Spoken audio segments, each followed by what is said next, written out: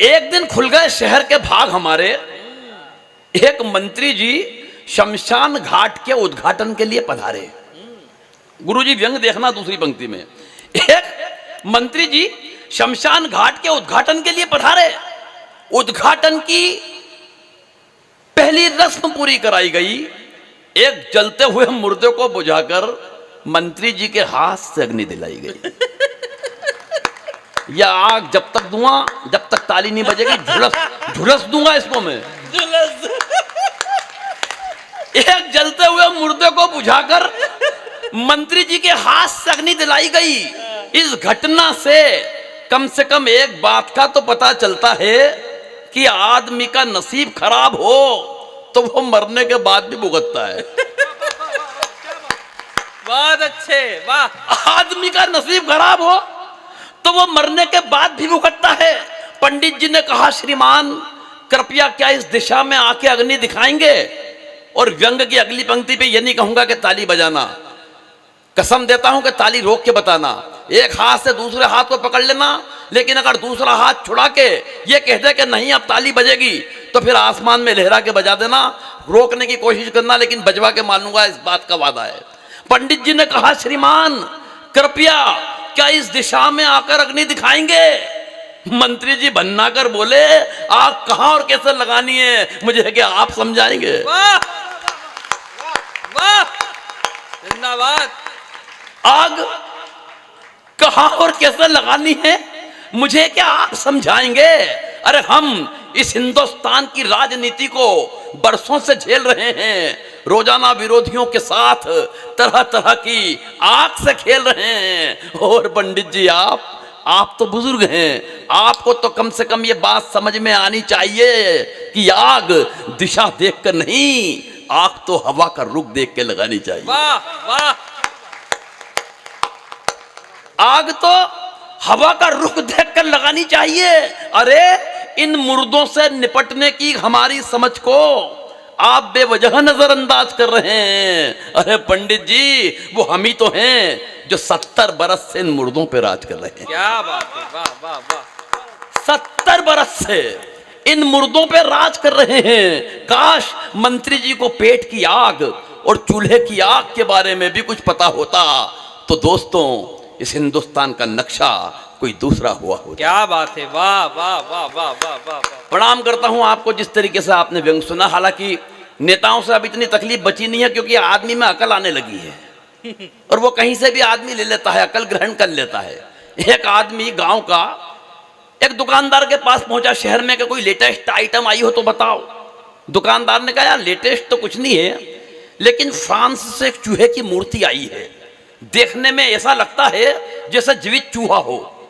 उस आदमी ने जैसे ही हाथ में वो मूर्ति ली, दुकानदार से तो ऐसा लगा कि हाथ में जीवित चूहा आ गया। उसने वो मूर्ति खरीद ली, लेके जैसे ही गांव पहुंचा तो उस चूहे को देखते ही गांव के जितने चूहे थे उसके पीछे लग गए। वो आदमी चलने लगा, चूहे चलने लगे। वो तेज चलने लगा, चूहे तेज चलने लगे। वो दौड़ने लगा, चूहे दौड़ने लगे। वो आदमी घबरा गया, उसकी कुछ समझ में नहीं आया। उसने वो मूर्ति उठाई और एक कुएं में फेंक दी। गुरुदेव, उस आदमी में अकल आ गई। वो वापस उस दुकानदार के पास गया और बोला, भाई साहब किसी नेता की मूर्ति है क्या?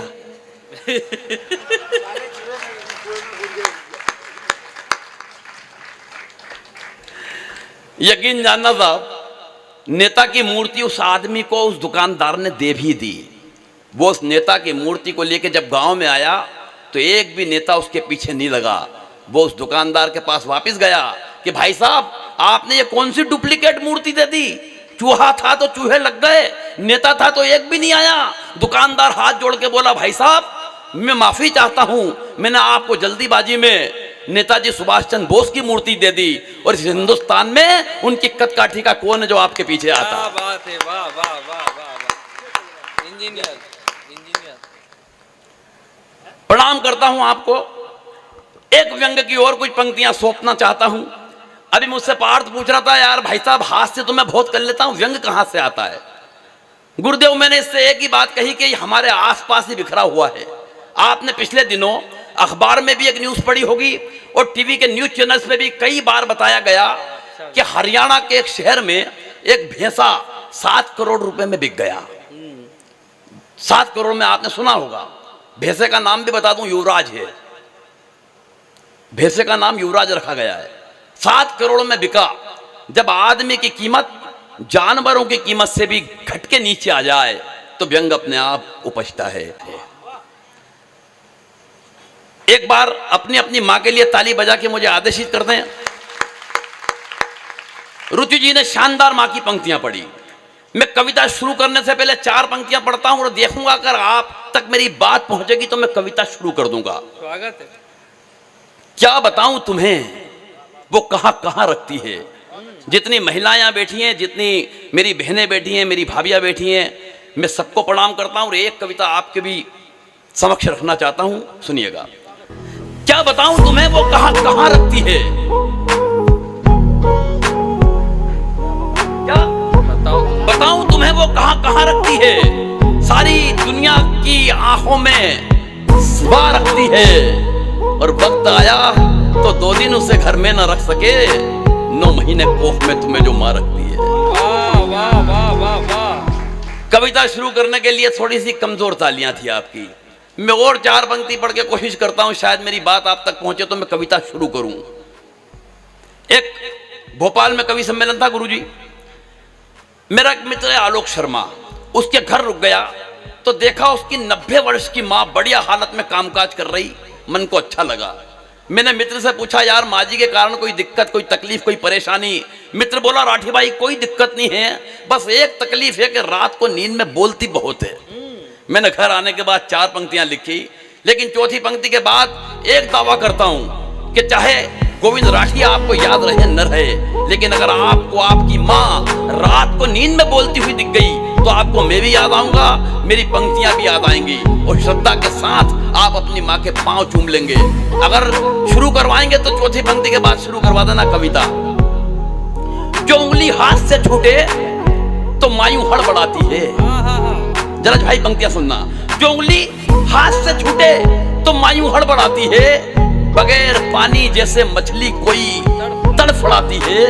जो उंगली हाथ से छूटे तो मायूं हड़बड़ाती है, बगैर पानी जैसे मछली कोई तड़फड़ाती है। वो सोते में भी करती है दुआएं बच्चों की खातिर, समझते हम ये हैं मां नींद में भी बड़बड़ाती है। वाह वाह वाह वाह, जिंदाबाद। क्या बात है राठी जी, वाह वाह वाह वाह। देश के लिए, इस भारत माता के लिए, इस मिट्टी के लिए, इस शहीदों के लिए कविता लिखने वाला मैं 4 पंक्तियां पढ़ रहा हूं कि बेवाएं शहीद का मस्तक बिलखती चूम लेती हैं। अगर चौथी पंक्ति लग जाए कि गोविंद राठी तुमने भी कुछ सही लिख दिया है तो तालियां उठे उस बड़े कवि के लिए। बेवाएं शहीद का मस्तक बिलखती चूम लेती हैं, माएं खामोश रहकर उनकी वर्दी चूम लेती हैं और निर्मल हो जाता है तब नीर गंगा का, जब लहरें उठकर शहीदों की अस्थि चूम लेती हैं।